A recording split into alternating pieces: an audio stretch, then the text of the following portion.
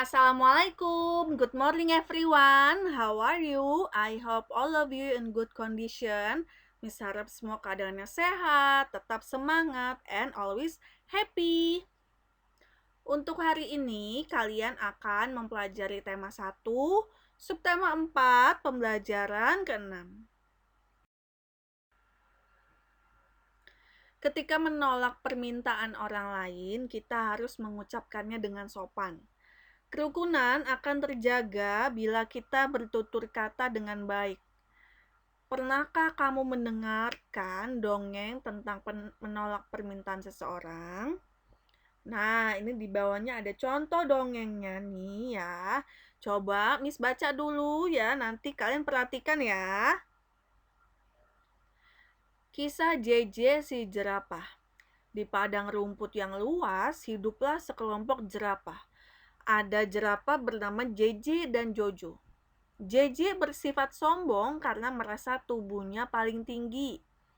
Jojo bersifat baik hati, tubuhnya tidak terlalu tinggi.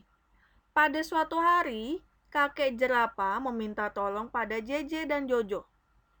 Kakek jerapah meminta tolong diambilkan daun segar. Namun JJ menolak. Tidak mau, kek, saya sedang repot.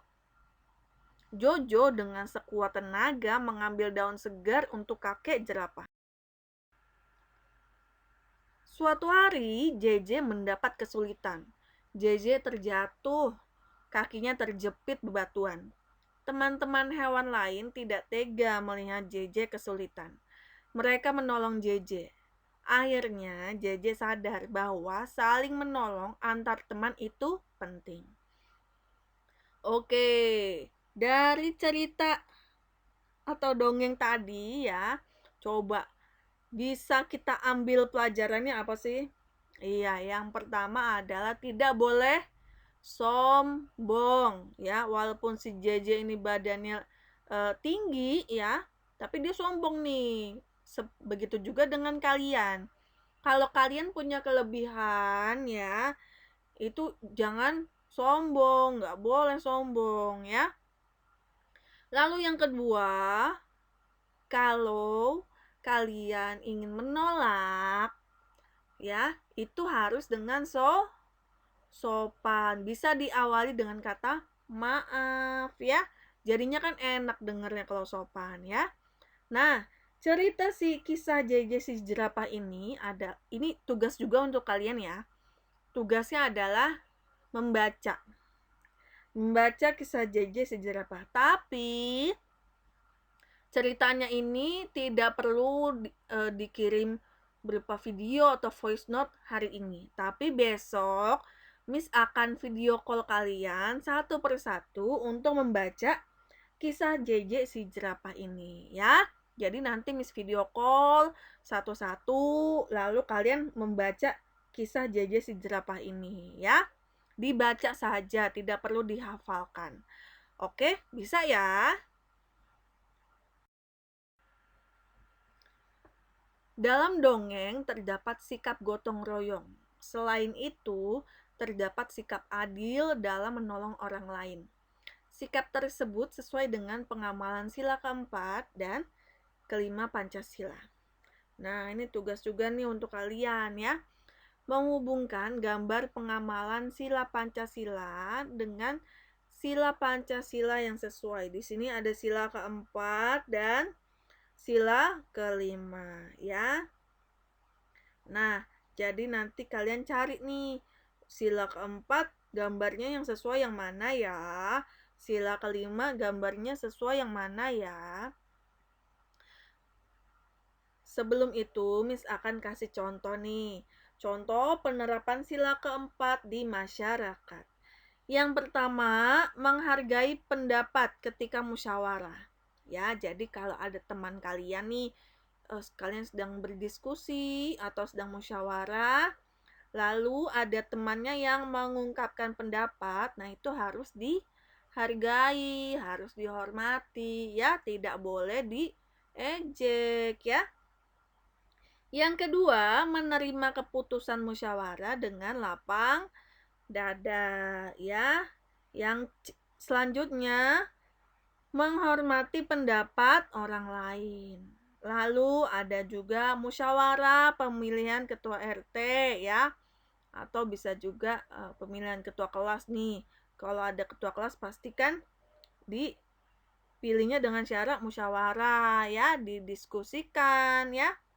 Lalu selanjutnya ada juga musyawarah menentukan jadwal ronda malam. Itu kalau dari sila keempat.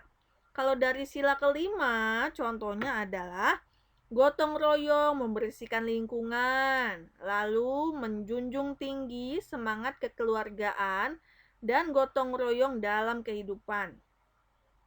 Lalu ada juga tidak hidup boros, ya. Lalu bisa juga bersikap adil, lalu bisa juga menghormati hak-hak orang lain. Nah, yang terakhir, menghargai hasil karya orang lain ya. Coba nih dari contoh-contoh yang Miss sebutkan tadi, apakah ada ya gambar ya yang sesuai dengan contoh-contoh sila keempat atau dengan sila kelima ya. Nanti dibuat garisnya, pakai penggaris yang rapih. Oke? Nah, ini ada juga tugas untuk kalian ya. Tugasnya adalah buat soal cerita dengan penyelesaiannya. Jadi, pertama kalian harus buat soal ceritanya lalu dikerjakan ya. Miss akan kasih contoh ya yang 193 ditambah 117 dikurangi 200. Coba perhatikan ya, Miss mau buat contoh soalnya nih. Udin memiliki 193 kelereng. Lalu kakak Udin membelikan kelereng sebanyak 117 butir. Kelereng tersebut lalu diberikan kepada adiknya Udin sebanyak 200 butir. Berapa sisa kelereng Udin? Nah, coba perhatikan dulu nih ya. Udin memiliki 193 kelereng. Nah, pas ya angkanya 193. Ini contoh nih, kalau kalian mau pakai nama lain juga boleh. Atau ini kan Miss kelereng. Kalau kalian mau pakai contoh lain juga boleh, ya. Misalkan punya 193 bunga ya, atau punya 193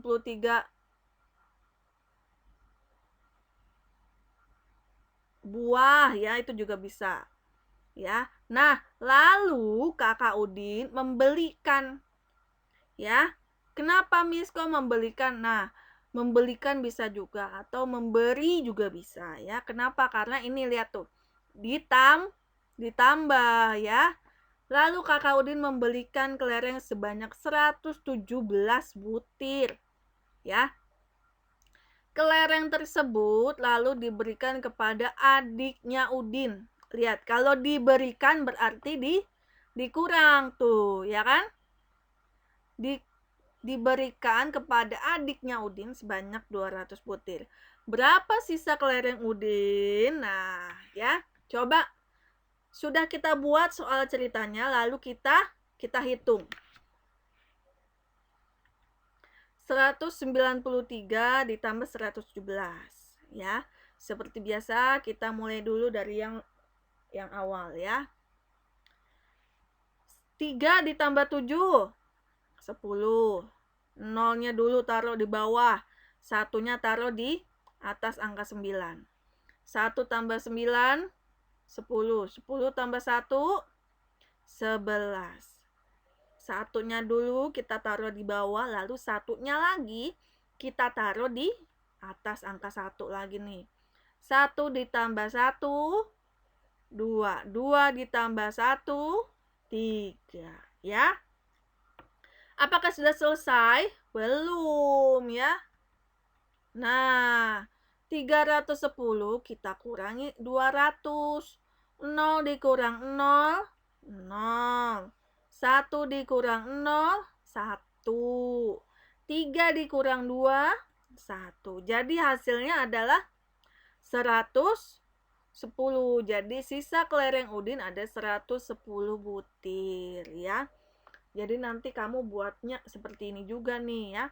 Yang 256 ditambah 244 dikurang 359 ya. Nanti dibuat dulu soal ceritanya ya, lalu dihitung.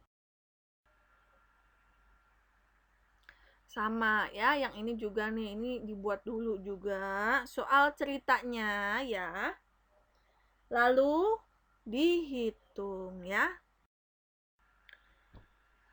Oke, jadi tugasnya adalah yang pertama membaca dongeng ya, kisah JJ si jerapah, halaman 175 sampai 176.